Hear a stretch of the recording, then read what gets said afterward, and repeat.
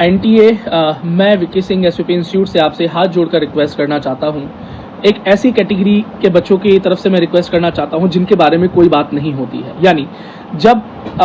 Problems होती हैं तो हमेशा नॉर्मल बच्चों के लिए यानी सभी बच्चों के लिए बात की जाती है, लेकिन कभी भी पीडब्ल्यूडी बच्चों के बारे में नीट में कोई बात नहीं की जाती। जैसे कि फिजिकल वेरिफिकेशन का जो प्रोसेस है, अब रीनीट होने की वजह से 1 महीना जो कि काउंसलिंग और रीवेरिफिकेशन के अंदर 15 दिन का समय बच्चों को दिलाता, जहां पर बच्चों को ऑफलाइन जाकर वेरिफिकेशन कराना होता है, अब उसमें से कटौती होगी और बच्चों को शायद अब 15 दिन का समय ना देकर 10 दिन या 9 दिन का समय दिया जाएगा फिजिकल वेरिफिकेशन के लिए। तो मेरी एनटीए से रिक्वेस्ट है, मेरी एमसीसी से रिक्वेस्ट है कि प्लीज़ बच्चों का फिजिकल वेरिफिकेशन का जो इनिशियल बुकिंग है, यानी बुकिंग का मतलब कि कहाँ बच्चा जाकर अपना फिजिकल वेरिफिकेशन कराना चाहता है, किस सेंटर पर कराना चाहता है, वो ऑनलाइन ही स्लॉट बुक कर सके, उसे ऑफलाइन सेंटर पर जाकर एप्लीकेशन ना लगानी पड़े। और ये एक बहुत ही प्रॉब्लमेटिक एंड बहुत ही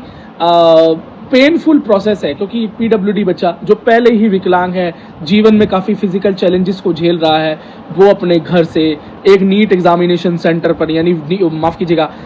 एनटीए वेरिफिकेशन सेंटर पर जाता है, किसी हॉस्पिटल या जो भी आपका कॉलेज है जो डिसाइड किया गया है वेरिफिकेशन के लिए, वो हो सकता है उसके घर के पास हो तो बहुत अच्छा, लेकिन हो सकता है उसके घर से कई किलोमीटर दूर हो, क्योंकि लिमिटेड सेंटर्स हैं, हर कहीं नहीं है। और छोटे छोटे गाँव से आने वाले लोग, रिमोट एरिया से आने वाले लोगों को तो बड़े बड़े शहरों की तरफ मूव करना ही पड़ता है। फिर वो वहाँ तक जाते हैं, पैसा, समय, ट्रांसपोर्ट, ये सब करते हैं और वहाँ जाकर क्या लगाते हैं कि एप्लीकेशन सबमिट करते हैं, रिक्वेस्ट करते हैं कि हमारा फिजिकल वेरिफिकेशन किया जाए, और फिर उसका एक रिप्लाई आता है उनको 1 दिन, 2 दिन, 3 दिन में, और फिर एक डेट उनको दी जाती है जब उन्हें उस फिजिकल वेरिफिकेशन सेंटर पर पहुंचना होता है। तो अब वो उतने दिन उस सेंटर पर या तो उन्हें रुकना पड़ेगा, तो रुकने का खर्चा, स्टे